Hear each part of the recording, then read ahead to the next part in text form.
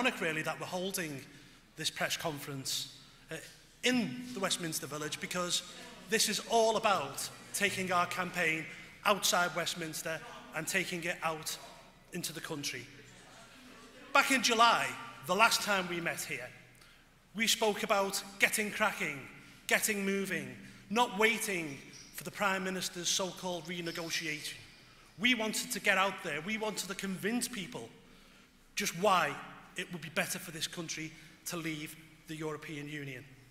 We want to hold a series of meetings around the country, meet normal folk, tell them about the democratic deficit that exists, the fact that the majority of our laws are now made in Brussels, not by MEPs, but by a faceless, unelected, bureaucratic European Commission that meets in secret. We want to tell them about the fact that it's costing the British people £55 million every single day to be members of this club. Yes, we get half back, but then we are forced to put up signs around the country on building projects saying, "Thank EU, this project was built with European money." There is no such thing as European money. It's our own money which goes out there, we get half back, and they then tell us how we must spend our own cash.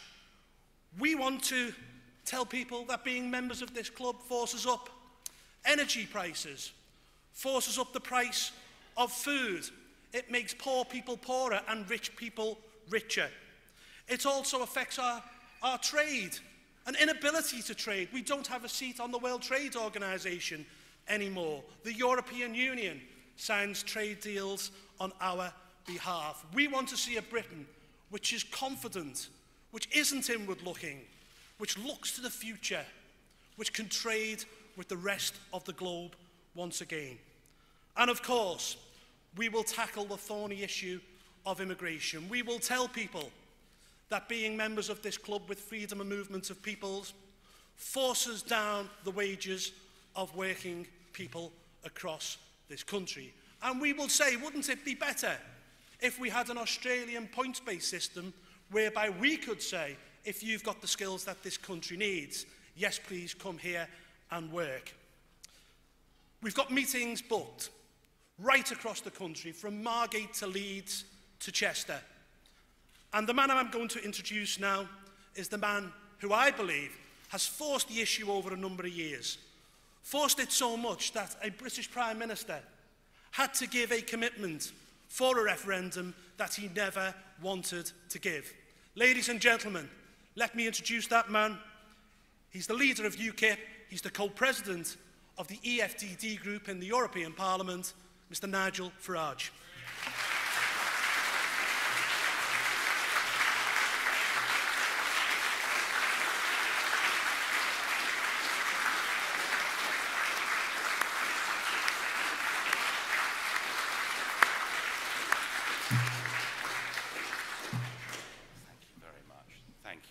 Well, good morning, everybody.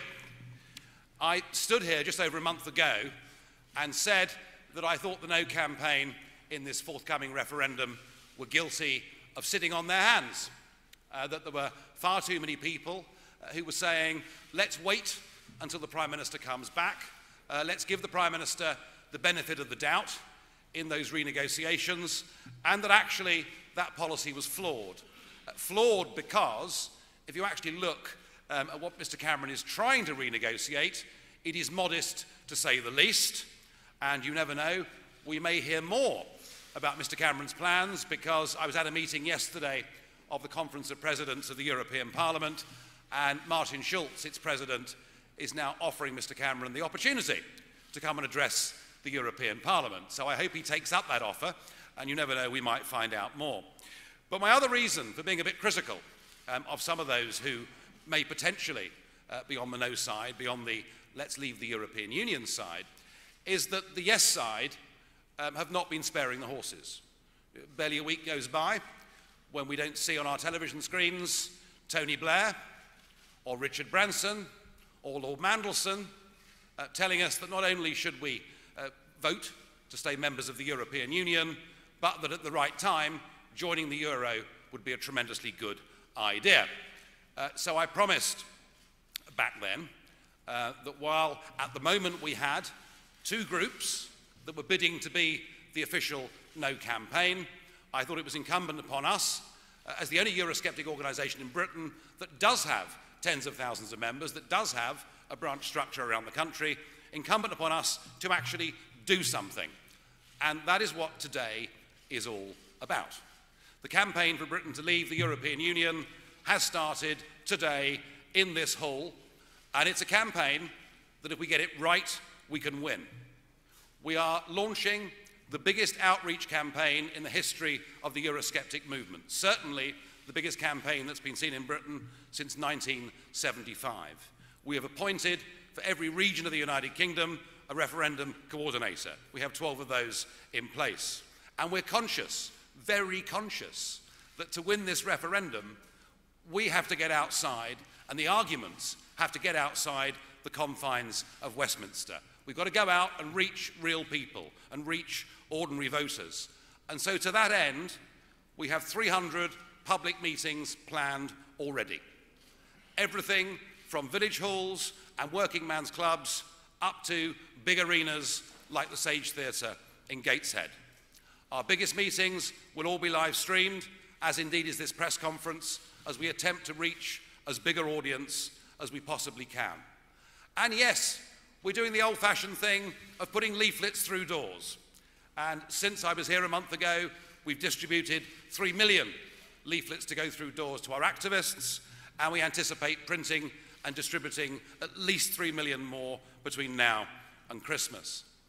And the UKIP membership base is active and is engaged. And I'm very proud of the fact that the Electoral Commission, in their submission, where they explained why the referendum question had changed, said that one of the reasons for that was that 1,000 UKIP members had written to the Electoral Commission complaining about the bias of the question and how wrong it was for one side to claim the positive yes and the other to be seen with a negative no. So UKIP is stepping up to the plate. And I'm very pleased to see that question has changed. It seems to me that Cameron's attempted stitch-up is beginning to unravel. And perhaps we're about to see him make some big concessions on the Purdah period too. Now, I do believe that we can win this referendum. And for those that have suggested or said over the course of this week that UKIP is going it alone and UKIP doesn't want to reach out and work with other people, I'm sorry, that's wrong. We will work with anybody. We will share platforms with anybody. We will do whatever it takes. We want our country back. We don't want to stay members of the European Union. And we recognise and understand that we won't win this referendum unless we get significant numbers of people from the centre-left of politics to vote to leave the EU as well. There's been this extraordinary myth in the last few years that somehow Euroscepticism is to do with people who are on the centre-right. Historically, of course, that simply isn't the case. It was the Labour Party, it was senior Labour politicians who were the biggest advocates of voting no all the way back in 1975. And I do see some genuine hope and optimism in the centre-left of British politics from our perspective. The debate had all but been closed down since Delors made that speech all those years ago in Bournemouth. But suddenly we've seen, firstly, with the proposed transatlantic trade treaty, suddenly we've seen huge numbers of people, traditionally Labour supporters, perhaps Green supporters, perhaps people who didn't have a party left-wing enough to vote for. That's about to change, isn't it? But we saw as MEPs, we saw more emails, more letters, and received more phone calls over people's concern as to what the corporate stitch-up that TTIP represents would do than we've seen over any issue since I've been there since 1999. And indeed, I believe that a Corbyn victory is a good result. Now, when I look through the list of his policies and various people that he might call friends, might have shared platforms with over the decades, I don't really find myself in agreement with anything with Jeremy Corbyn. However, under his leadership, which now looks all but certain, I am absolutely confident that there is going to be a proper debate about the European Union that goes on within the centre-left of British politics. And indeed, it was quite instructive last night on the Sky News debate that when the EU question came up, and when Jeremy Corbyn quite rightly said the way that the Greeks had been treated by the Troika and the EU institutions was absolutely disgraceful and was just down-treading democracy, he got from that audience of Labour supporters one of the biggest cheers of the evening. So, as far as this referendum is concerned, I welcome a Corbyn victory. And yes, even though we disagree on almost everything, I'd love to share a platform with him in the run-up to this referendum. So we will do whatever it takes to try and get the right result. We want to leave the EU. We see there's nothing to fear. We understand that, of course, this is about governing our own country. Of course, it's about our own Parliament and our own Supreme Court being, as it says, supreme. We also understand that there is genuine concern in this country that we're shoveling £55 million a day into a club whose accounts have not been properly signed off for the last 19 years in a row. But I think it is almost certain that the issue of immigration, the issue of open borders, the question of why we are borderless Britain, I think will dominate this referendum campaign and indeed the result. And it's very interesting, if you look at what's happened since the last general election, by 14%, there's been a rise in those who say that immigration is their number one concern in Britain today. The last big poll on this, 50% of people said immigration was their number one concern, with the economy trailing behind as the second most important factor at 27%. Now, I know that the debate about open borders into Britain, the debate about wage compression, the debate about the lack of primary school facilities, the pressure on the health service, the change in many of our communities, I know we've talked a lot about that over the course of the last few years, and so much so that far from this being seen to be a toxic issue in British politics, actually, about 75% of people want us to have border controls so that we can decide who comes into Britain. And whenever we talk about an Australian-style point system, virtually everybody agrees that it's the right, pragmatic and sensible thing to do. But the immigration debate is perhaps not focused on those issues right at this moment in time. It's focused, and indeed been brought into very sharp focus, by a photograph. That photograph of the dead 3-year-old boy, which I think has touched everybody in this country, in Europe, and across many, many parts of the world. And I think the question we need to ask ourselves is, how do we prevent more appalling photographs like that? How do we prevent things like the 71 people who were found dead in the back of that truck in Austria the other day? Now, in April, I went to Strasbourg to take part in a debate on the Mediterranean crisis with Commission President Jean-Claude Juncker. That debate took place just 9 days before the British general election. I said that I felt that the European Union had made a catastrophic error.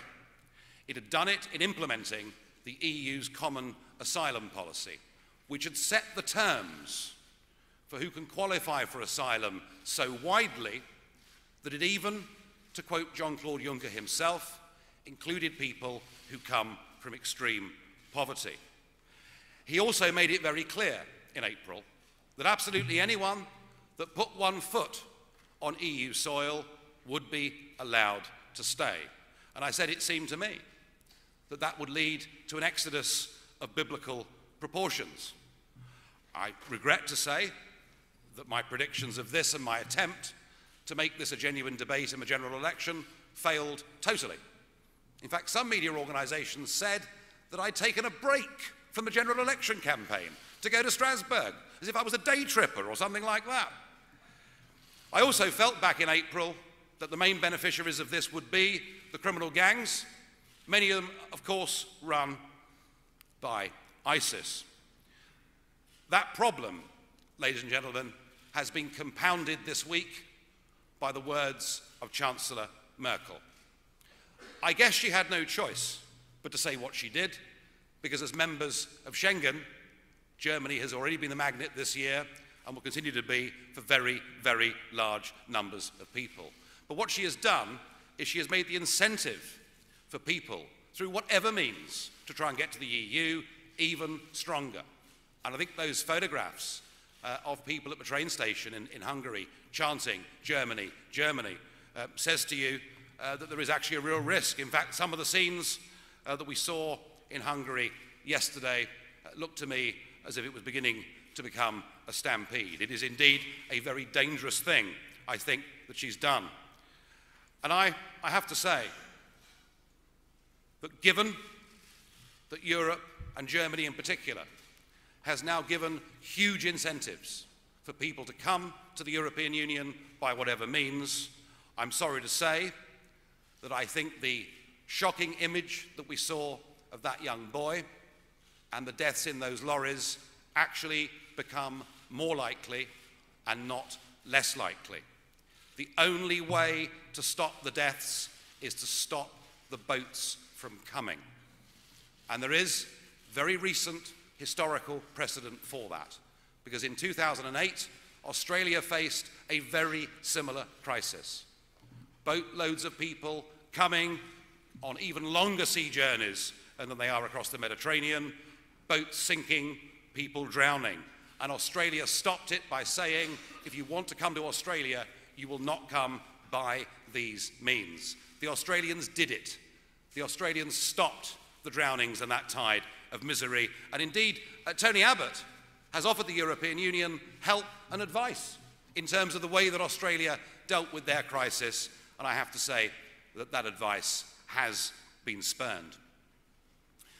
And I also think we need to have a more open and honest debate about who are the people that are coming. You know, when I sat in that meeting yesterday with President Schulz of the European Parliament, he kept using the word refugee.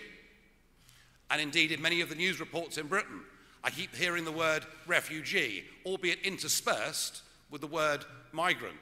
I think at times we're not quite sure what we're actually talking about.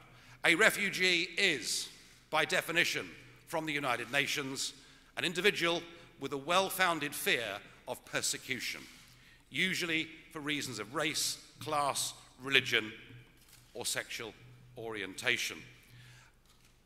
And I have to say that whilst we focus today on the Syrian problem, actually, most of the people that have come over the course of the last year across the Mediterranean have come from countries like Somalia, Mali, Nigeria, Mauritania, and the vast majority of those that have come have been, and this is unavoidable, have been young males. And whilst conditions in some of those countries may not be very nice, it is incredibly difficult to see how more than a few of those people would qualify as genuine refugees.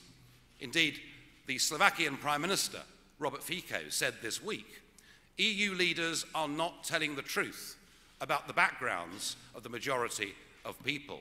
95% are economic migrants.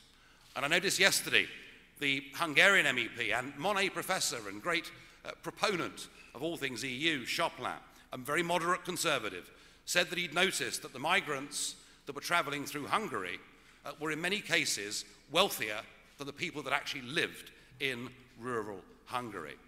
So the EU, seems to me, has got this wrong. Anybody that comes from whatever background and virtually for whatever reason can claim to be a refugee. And I would have thought that if the European Union wants to help genuine refugees, they need to establish offshore centres and process people correctly rather than inviting what has now turned into a headlong rush. And there is a further element to this that I think is even more sinister and even more dangerous. when ISIS say they will use the migrant tide to flood Europe with 500,000 of their own jihadists, I think we better listen. 500,000 may not be realistic, but what if it's 5,000? What if it's 500? And already one of the ISIS terrorist suspects who committed the first atrocity against holidaymakers in Tunisia has been seen getting off a boat onto Italian soil. At the moment, the European Union's common asylum policy has absolutely no means whatsoever of checking anybody's background. And I would say that we must not allow our compassion to imperil our safety.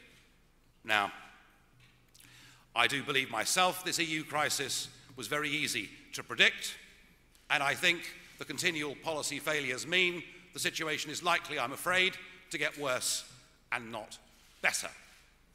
But what about the United Kingdom? Well, I'm very pleased to say that we didn't just opt out of the euro, we opted out of Schengen. Thank goodness we did. And I'm also pleased to say that we opted out of the European Union's common asylum policy. But that, of course, does not make us immune from the failure of EU policy.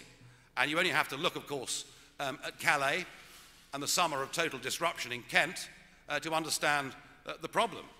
We also, of course, face the risk that at some point, whether it's in Italy or a Greece or a Hungary, but at some point, somebody gets so tired of what is going on and realizes that the burden-sharing plan within the common asylum policy isn't working, that, of course, all they have to do is to issue people with EU passports, and then, of course, they would be free to travel to the United Kingdom. So we're not immune from it in any way. We're not isolated from it in any way. And the cries today, of course, over the last 48 hours, since that horrible, depressing, saddening picture, have been, well, how many do you think Britain should take? Well, of course, the answer is, ladies and gentlemen, that last year we took 640,000 people.